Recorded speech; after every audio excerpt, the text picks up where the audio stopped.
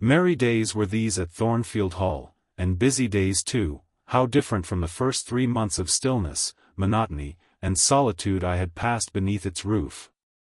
All sad feelings seemed now driven from the house, all gloomy associations forgotten. There was life everywhere, movement all day long. You could not now traverse the gallery, once so hushed, nor enter the front chambers, once so tenantless, without encountering a smart lady's maid or a dandy valet. The kitchen, the butler's pantry, the servants' hall, the entrance hall, were equally alive, and the saloons were only left void and still when the blue sky and halcyon sunshine of the genial spring weather called their occupants out into the grounds. Even when that weather was broken, and continuous rain set in for some days, no damp seemed cast over enjoyment. Indoor amusements only became more lively and varied, in consequence of the stop put to outdoor gaiety. I wondered what they were going to do the first evening a change of entertainment was proposed. They spoke of playing charades, but in my ignorance I did not understand the term.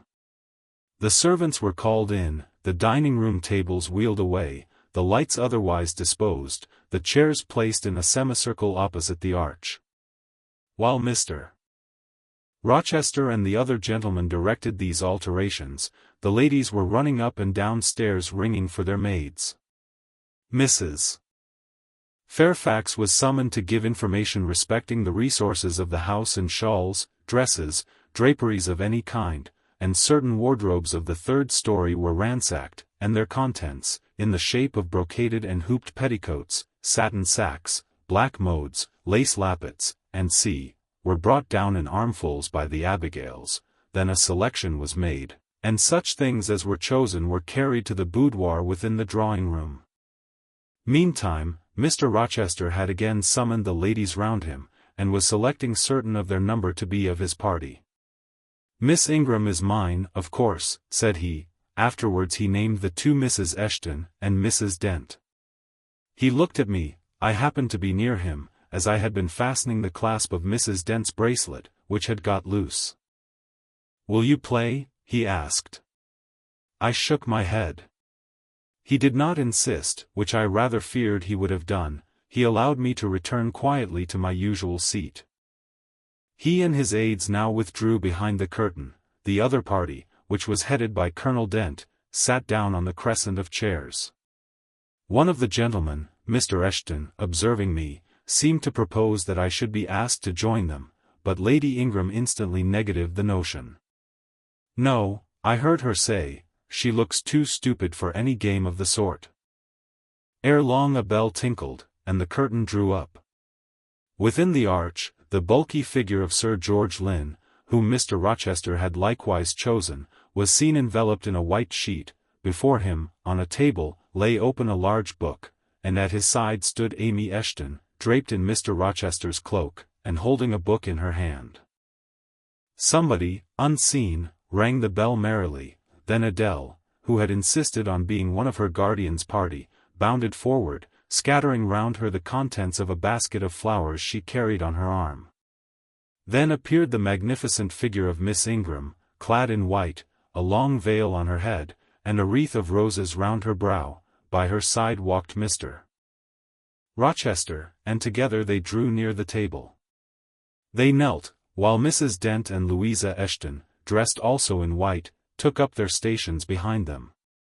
A ceremony followed, in dumb show, in which it was easy to recognize the pantomime of a marriage. At its termination, Colonel Dent and his party consulted in whispers for 2 minutes, then the colonel called out, "Bride." Mr. Rochester bowed, and the curtain fell. A considerable interval elapsed before it again rose. Its second rising displayed a more elaborately prepared scene than the last. The drawing-room, as I have before observed, was raised 2 steps above the dining-room, and on the top of the upper step, placed a yard or 2 back within the room, appeared a large marble basin, which I recognized as an ornament of the conservatory, where it usually stood, surrounded by exotics, and tenanted by gold fish, and whence it must have been transported with some trouble, on account of its size and weight. Seated on the carpet, by the side of this basin, was seen Mr. Rochester, costumed in shawls, with a turban on his head. His dark eyes and swarthy skin and Paynim features suited the costume exactly. He looked the very model of an Eastern emir, an agent or a victim of the bowstring. Presently advanced into view Miss Ingram. She, too, was attired in Oriental fashion, a crimson scarf tied sash-like round the waist, an embroidered handkerchief knotted about her temples, her beautifully molded arms bare, one of them upraised in the act of supporting a pitcher, poised gracefully on her head. Both her cast of form and feature, her complexion and her general air, suggested the idea of some Israelitish princess of the patriarchal days, and such was doubtless the character she intended to represent.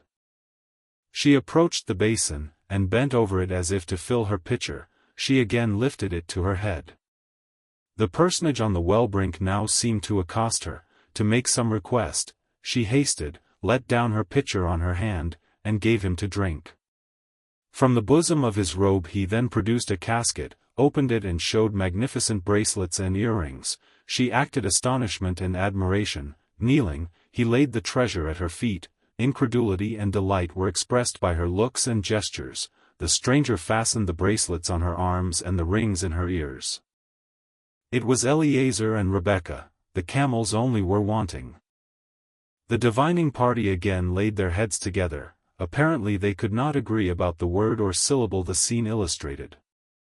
Colonel Dent, their spokesman, demanded the tableau of the whole, whereupon the curtain again descended. On its third rising only a portion of the drawing-room was disclosed, the rest being concealed by a screen, hung with some sort of dark and coarse drapery. The marble basin was removed. In its place, stood a deal table and a kitchen chair. These objects were visible by a very dim light proceeding from a horn lantern, the wax candles being all extinguished. Amidst this sordid scene, sat a man with his clenched hands resting on his knees, and his eyes bent on the ground. I knew Mr. Rochester, though the begrimed face, the disordered dress, his coat hanging loose from one arm, as if it had been almost torn from his back in a scuffle, the desperate and scowling countenance, the rough, bristling hair might well have disguised him. As he moved, a chain clanked, to his wrists were attached fetters. "Bridewell," exclaimed Colonel Dent, and the charade was solved. A sufficient interval having elapsed for the performers to resume their ordinary costume, they re-entered the dining-room. Mr. Rochester led in Miss Ingram. She was complimenting him on his acting. "Do you know," said she, "that, of the three characters, I liked you in the last best? Oh, had you but lived a few years earlier, what a gallant gentleman highwayman you would have made." "Is all the soot washed from my face?" he asked, turning it towards her. "Alas! Yes, the more's the pity. Nothing could be more becoming to your complexion than that ruffian's rouge. You would like a hero of the road then?" "An English hero of the road would be the next best thing to an Italian bandit, and that could only be surpassed by a Levantine pirate. Well, whatever I am, remember you are my wife. We were married an hour since, in the presence of all these witnesses."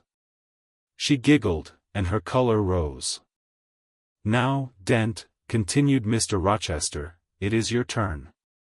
And as the other party withdrew, he and his band took the vacated seats. Miss Ingram placed herself at her leader's right hand. The other diviners filled the chairs on each side of him and her. I did not now watch the actors. I no longer waited with interest for the curtain to rise. My attention was absorbed by the spectators. My eyes, erewhile fixed on the arch, were now irresistibly attracted to the semicircle of chairs. What charade Colonel Dent and his party played, what word they chose, how they acquitted themselves, I no longer remember, but I still see the consultation which followed each scene. I see Mr. Rochester turn to Miss Ingram, and Miss Ingram to him. I see her incline her head towards him, till the jetty curls almost touch his shoulder and wave against his cheek. I hear their mutual whisperings, I recall their interchanged glances, and something even of the feeling roused by the spectacle returns in memory at this moment. I have told you, reader, that I had learnt to love Mr. Rochester. I could not unlove him now. merely because I found that he had ceased to notice me, because I might pass hours in his presence, and he would never once turn his eyes in my direction, because I saw all his attentions appropriated by a great lady, who scorned to touch me with the hem of her robes as she passed, who, if ever her dark and imperious eye fell on me by chance, would withdraw it instantly as from an object too mean to merit observation. I could not unlove him, because I felt sure he would soon marry this very lady, because I read daily in her a proud security in his intentions respecting her, because I witnessed hourly in him a style of courtship which, if careless and choosing rather to be sought than to seek, was yet, in its very carelessness, captivating, and in its very pride, irresistible. There was nothing to cool or banish love in these circumstances, though much to create despair. Much too, you will think, reader, to engender jealousy, if a woman, in my position, could presume to be jealous of a woman in Miss Ingram's. But I was not jealous, or very rarely. The nature of the pain I suffered could not be explained by that word. Miss Ingram was a mark beneath jealousy, she was too inferior to excite the feeling. Pardon the seeming paradox, I mean what I say. She was very showy, but she was not genuine. She had a fine person, many brilliant attainments, but her mind was poor, her heart barren by nature. Nothing bloomed spontaneously on that soil, no unforced natural fruit delighted by its freshness. She was not good, she was not original, she used to repeat sounding phrases from books, she never offered, nor had, an opinion of her own.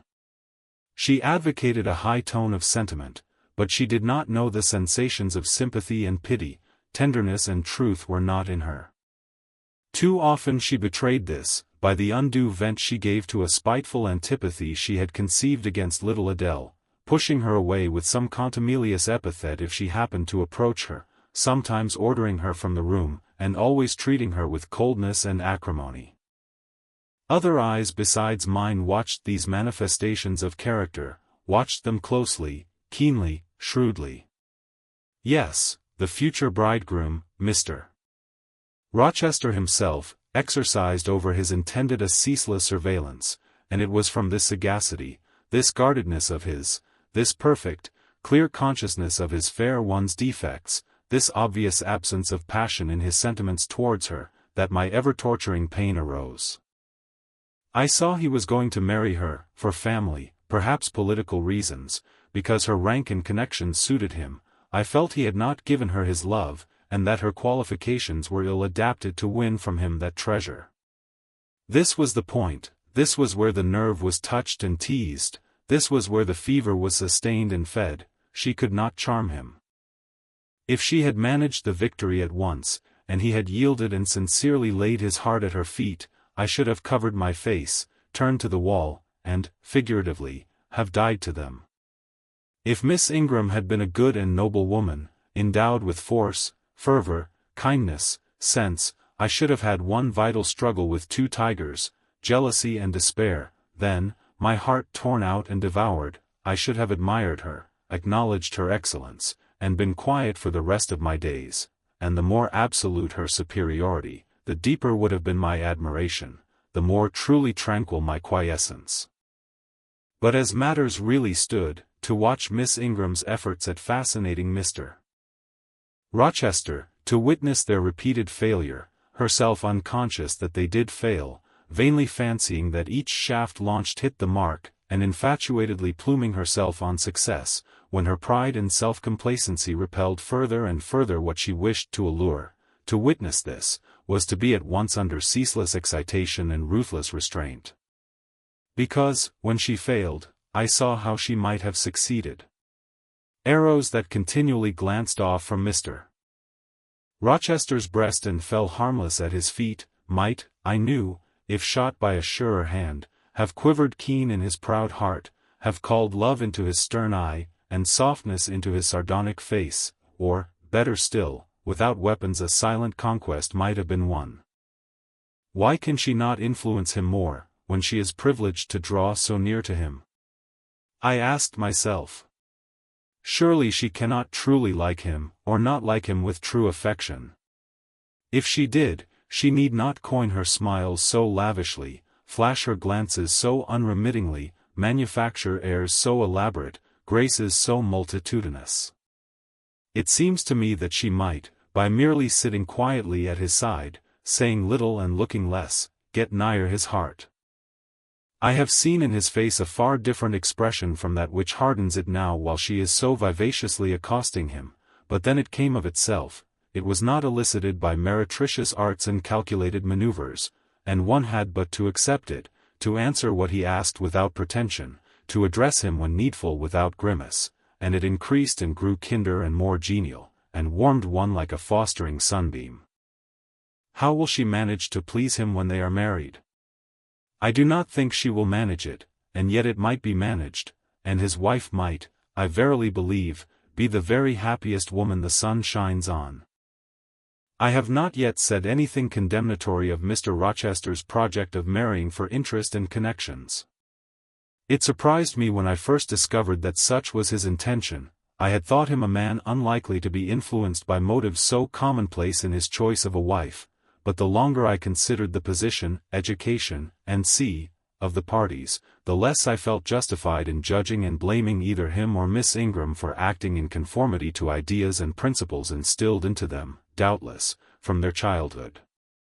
All their class held these principles. I supposed, then, they had reasons for holding them such as I could not fathom. It seemed to me that, were I a gentleman like him, I would take to my bosom only such a wife as I could love, but the very obviousness of the advantages to the husband's own happiness offered by this plan convinced me that there must be arguments against its general adoption of which I was quite ignorant, otherwise I felt sure all the world would act as I wished to act. But in other points, as well as this, I was growing very lenient to my master. I was forgetting all his faults, for which I had once kept a sharp lookout. It had formerly been my endeavor to study all sides of his character, to take the bad with the good, and from the just weighing of both, to form an equitable judgment. Now I saw no bad. The sarcasm that had repelled, the harshness that had startled me once, were only like keen condiments in a choice dish. Their presence was pungent, but their absence would be felt as comparatively insipid. And as for the vague something, was it a sinister or a sorrowful, a designing or a desponding expression, that opened upon a careful observer, now and then, in his eye, and closed again before one could fathom the strange depth partially disclosed, that something which used to make me fear and shrink, as if I had been wandering amongst volcanic-looking hills, and had suddenly felt the ground quiver and seen it gape, that something, I, at intervals, beheld still, and with throbbing heart, but not with palsied nerves. Instead of wishing to shun, I longed only to dare, to divine it, and I thought Miss Ingram happy, because one day she might look into the abyss at her leisure, explore its secrets and analyze their nature. Meantime, while I thought only of my master and his future bride, saw only them, heard only their discourse, and considered only their movements of importance, the rest of the party were occupied with their own separate interests and pleasures. The ladies Lynn and Ingram continued to consort in solemn conferences, where they nodded their two turbans at each other, and held up their four hands in confronting gestures of surprise, or mystery, or horror, according to the theme on which their gossip ran, like a pair of magnified puppets. Mild Mrs. Dent talked with good-natured Mrs. Ch18, and the two sometimes bestowed a courteous word or smile on me. Sir George Lynn, Colonel Dent, and Mr. Ch18 discussed politics, or county affairs, or justice business. Lord Ingram flirted with Amy Ch18, Louisa played and sang to and with one of the Messrs. Lynn, and Mary Ingram listened languidly to the gallant speeches of the other. Sometimes all, as with one consent, suspended their byplay to observe and listen to the principal actors, for, after all, Mr. Rochester and, because closely connected with him, Miss Ingram were the life and soul of the party. If he was absent from the room an hour, a perceptible dullness seemed to steal over the spirits of his guests, and his re-entrance was sure to give a fresh impulse to the vivacity of conversation. The want of his animating influence appeared to be peculiarly felt one day that he had been summoned to Millcote on business, and was not likely to return till late. The afternoon was wet. A walk the party had proposed to take to see a gypsy camp, lately pitched on a common beyond Hay, was consequently deferred. Some of the gentlemen were gone to the stables. The younger ones, together with the younger ladies, were playing billiards in the billiard room. The dowagers Ingram and Lynn sought solace in a quiet game at cards. Blanche Ingram, after having repelled, by supercilious taciturnity, some efforts of Mrs. Dent and Mrs. Eshton to draw her into conversation, had first murmured over some sentimental tunes and airs on the piano, and then, having fetched a novel from the library, had flung herself in haughty listlessness on a sofa, and prepared to beguile, by the spell of fiction, the tedious hours of absence. The room and the house were silent, only now and then the merriment of the billiard players was heard from above. It was verging on dusk, and the clock had already given warning of the hour to dress for dinner, when little Adele, who knelt by me in the drawing-room window-seat, suddenly exclaimed, "Voilà Monsieur Rochester, que revient." I turned, and Miss Ingram darted forwards from her sofa. The others, too, looked up from their several occupations, for at the same time a crunching of wheels and a splashing tramp of horse hoofs became audible on the wet gravel. A postchaise was approaching. "What can possess him to come home in that style?" said Miss Ingram. "He rode Messer, the black horse, did he not, when he went out? And Pilot was with him. What has he done with the animals?" As she said this, she approached her tall person and ample garments so near the window, that I was obliged to bend back almost to the breaking of my spine. In her eagerness she did not observe me at first, but when she did, she curled her lip and moved to another casement. The postchaise stopped, the driver rang the doorbell, and a gentleman alighted attired in travelling garb, but it was not Mr. Rochester, it was a tall, fashionable-looking man, a stranger. "How provoking!" exclaimed Miss Ingram, "you tiresome monkey!" Apostrophizing Adele, who perched you up in the window to give false intelligence, and she cast on me an angry glance, as if I were in fault. Some parleying was audible in the hall, and soon the newcomer entered. He bowed to Lady Ingram, as deeming her the eldest lady present. "It appears I come at an inopportune time, madam," said he, "when my friend, Mr. Rochester, is from home, but I arrive from a very long journey, and I think I may presume so far on old and intimate acquaintance as to install myself here till he returns."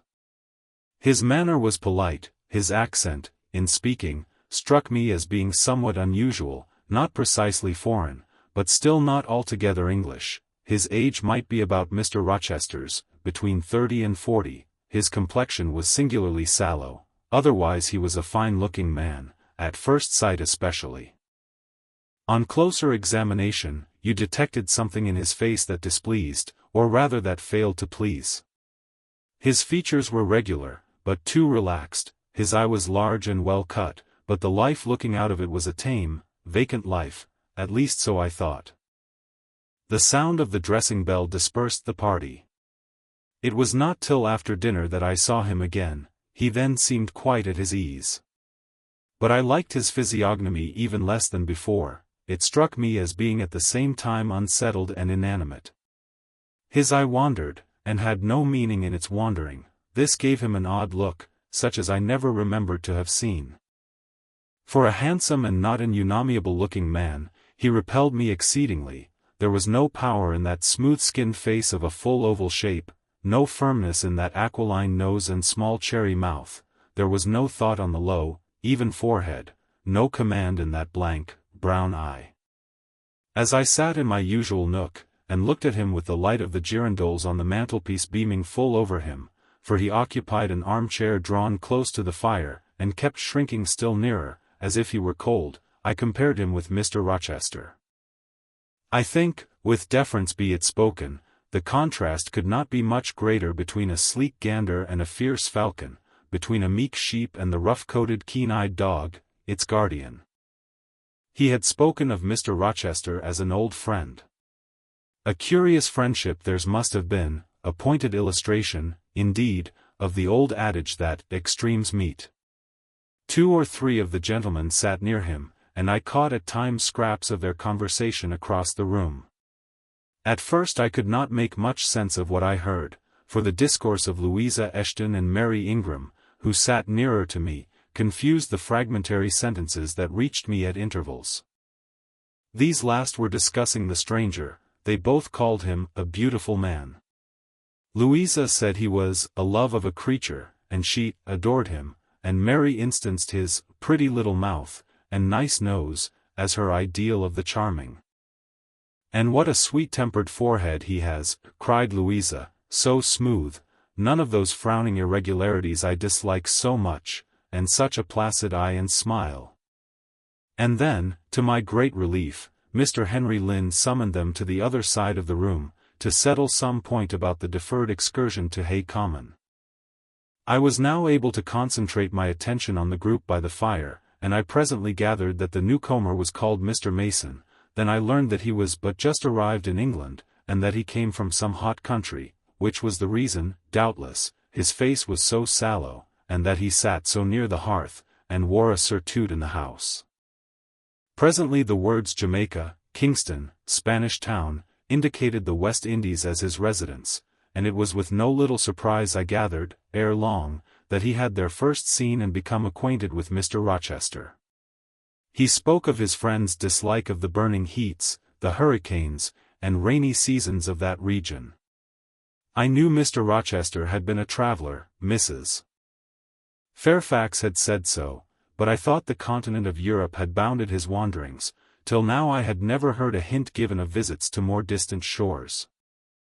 I was pondering these things, when an incident, and a somewhat unexpected one, broke the thread of my musings. Mr. Mason, shivering as some one chanced to open the door, asked for more coal to be put on the fire, which had burnt out its flame, though its mass of cinder still shone hot and red. The footman who brought the coal, in going out, stopped near Mr. Eshton's chair, and said something to him in a low voice, of which I heard only the words, "Old woman, quite troublesome. Tell her she shall be put in the stocks if she does not take herself off," replied the magistrate. "No, stop," interrupted Colonel Dent. "Don't send her away, Eshton, we might turn the thing to account, better consult the ladies." And speaking aloud, he continued, "Ladies, you talked of going to Hay Common to visit the gypsy camp. Sam here says that one of the old Mother Bunches is in the servants' hall at this moment, and insists upon being brought in before the quality, to tell them their fortunes. Would you like to see her?" "Surely, Colonel," cried Lady Ingram, "you would not encourage such a low impostor? Dismiss her, by all means, at once." "But I cannot persuade her to go away, my lady," said the footman, "nor can any of the servants. Mrs. Fairfax is with her just now, entreating her to be gone, but she has taken a chair in the chimney corner, and says nothing shall stir her from it till she gets leave to come in here." "What does she want?" asked Mrs. Eshton. "To tell the gentry their fortunes, she says, ma'am, and she swears she must and will do it." "What is she like?" inquired the Mrs. Eshton, in a breath. "A shockingly ugly old creature, miss, almost as black as a crock." "Why, she's a real sorceress," cried Frederick Lynn. "Let us have her in, of course." "To be sure," rejoined his brother, "it would be 1,000 pities to throw away such a chance of fun." "My dear boys, what are you thinking about?" exclaimed Mrs. Lynn. "I cannot possibly countenance any such inconsistent proceeding," chimed in the Dowager Ingram. "Indeed, mamma, but you can, and will," pronounced the haughty voice of Blanche, as she turned round on the piano stool, where till now she had sat silent, apparently examining sundry sheets of music. "I have a curiosity to hear my fortune told, therefore, Sam, order the beldame forward." "My darling Blanche. Recollect." "I do, I recollect all you can suggest, and I must have my will, quick, Sam." "Yes, yes, yes," cried all the juveniles, both ladies and gentlemen. "Let her come, it will be excellent sport." The footman still lingered. "She looks such a rough one," said he. "Go," ejaculated Miss Ingram, and the man went. Excitement instantly seized the whole party. A running fire of raillery and jests was proceeding when Sam returned. "She won't come now," said he. "She says it's not her mission to appear before the vulgar herd, them's her words. I must show her into a room by herself, and then those who wish to consult her must go to her one by one. You see now, my queenly Blanche," began Lady Ingram, "she encroaches. Be advised, my angel girl, Anne. Show her into the library, of course, cut in the angel girl. It is not my mission to listen to her before the vulgar herd either, I mean to have her all to myself. Is there a fire in the library?" "Yes, ma'am, but she looks such a tinkler." "Cease that chatter, blockhead. And do my bidding." Again Sam vanished, and mystery, animation, expectation rose to full flow once more. "She's ready now," said the footman, as he reappeared. "She wishes to know who will be her first visitor." "I think I had better just look in upon her before any of the ladies go," said Colonel Dent. "Tell her, Sam, a gentleman is coming." Sam went and returned. "She says, sir, that she'll have no gentleman, they need not trouble themselves to come near her, nor," he added, with difficulty suppressing a titter, "any ladies either, except the young, and single." "By Jove, she has taste," exclaimed Henry Lynn. Miss Ingram rose solemnly. "I go first," she said, in a tone which might have befitted the leader of a forlorn hope, mounting a breach in the van of his men. "Oh, my best! Oh, my dearest!" "Pause, reflect," was her mamma's cry, but she swept past her in stately silence, passed through the door which Colonel Dent held open, and we heard her enter the library. A comparative silence ensued. Lady Ingram thought it loquace to wring her hands, which she did accordingly. Miss Mary declared she felt, for her part, she never dared venture. Amy and Louisa Eshton tittered under their breath, and looked a little frightened. The minutes passed very slowly. 15 were counted before the library door again opened. Miss Ingram returned to us through the arch. Would she laugh? Would she take it as a joke? All eyes met her with a glance of eager curiosity, and she met all eyes with one of rebuff and coldness. She looked neither flurried nor merry. She walked stiffly to her seat, and took it in silence. "Well, Blanche," said Lord Ingram. "What did she say, sister?" asked Mary. "What did you think? How do you feel? Is she a real fortune-teller?" demanded the Misses Eshton. Now, good people," returned Miss Ingram, "don't press upon me. Really your organs of wonder and credulity are easily excited. You seem, by the importance of you all, my good mamma included, ascribed to this matter, absolutely to believe we have a genuine witch in the house, who is in close alliance with the old gentleman. I have seen a gypsy vagabond. She has practiced in hackneyed fashion the science of palmistry and told me what such people usually tell. My whim is gratified, and now I think Mr. Eshton will do well to put the hag in the stocks tomorrow morning, as he threatened." Miss Ingram took a book, leant back in her chair, and so declined further conversation. I watched her for nearly half an hour. During all that time she never turned a page, and her face grew momently darker, more dissatisfied, and more sourly expressive of disappointment. She had obviously not heard anything to her advantage, and it seemed to me, from her prolonged fit of gloom and taciturnity, that she herself, notwithstanding her professed indifference, attached undue importance to whatever revelations had been made her. During all that time she never turned a page. Meantime, Mary Ingram, Amy and Louisa Eshton, declared they dared not go alone, and yet they all wished to go. A negotiation was opened through the medium of the ambassador, Sam, and after much pacing to and fro, till, I think, the said Sam's calves must have ached with the exercise, permission was at last, with great difficulty, extorted from the rigorous Sibyl, for the three to wait upon her in a body. Their visit was not so still as Miss Ingram's had been. We heard hysterical giggling and little shrieks proceeding from the library, and at the end of about 20 minutes they burst the door open, and came running across the hall, as if they were half scared out of their wits. "I am sure she is something not right," they cried, one and all. "She told us such things. She knows all about us," and they sank breathless into the various seats the gentleman hastened to bring them. Pressed for further explanation, they declared she had told them of things they had said and done when they were mere children, described books and ornaments they had in their boudoirs at home, keepsakes that different relations had presented to them. They affirmed that she had even divined their thoughts, and had whispered in the ear of each the name of the person she liked best in the world, and informed them of what they most wished for. Here the gentleman interposed with earnest petitions to be further enlightened on these two last-named points, but they got only blushes, ejaculations, tremors, and titters, in return for their importunity. The matrons, meantime, offered vinaigrettes and wielded fans, and again reiterated the expression of their concern that their warning had not been taken in time, and the elder gentlemen laughed, and the younger urged their services on the agitated fair ones. In the midst of the tumult, and while my eyes and ears were fully engaged in the scene before me, I heard a hem close at my elbow. I turned, and saw Sam.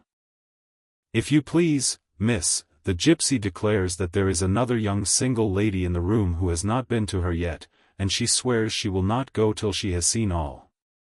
I thought it must be you, there is no one else for it. What shall I tell her?" "Oh, I will go by all means," I answered, and I was glad of the unexpected opportunity to gratify my much excited curiosity. I slipped out of the room, unobserved by any eye, for the company were gathered in one mass about the trembling trio just returned, and I closed the door quietly behind me. "If you like, miss," said Sam, "I'll wait in the hall for you, and if she frightens you, just call and I'll come in." "No, Sam, return to the kitchen, I am not in the least afraid." Nor was I, but I was a good deal interested and excited.